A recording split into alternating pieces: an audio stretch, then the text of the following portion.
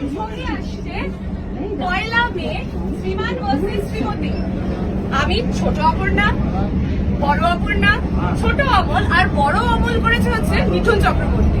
আমাদের ছবির ডিরেক্টর পথিকৃৎ। আপনাদেরকে আমি একটু ছবির বিষয়ে একটু ছোট্ট করে একটা কথা বলে দেবো। প্রথম কথা বলছি যে এই ছবিটা ভারতবর্ষের ভেতর সর্বদীর্ঘ একটা ডিভোর্স কেসের ওপর গল্প।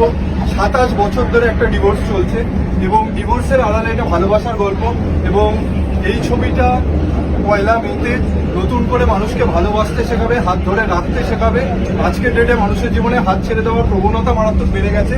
তাই পয়লা মে হাত জোর করে বিনীত অনুরোধ, আপনাদের হলে এসে শ্রীমান ভার্সেস শ্রীমতী দেখতেই হবে, যেখানে ভার্সেসটা অ্যাকচুয়ালি লড়াই নয়, এটা অ্যাকচুয়ালি ভালোবাসার প্রতীক।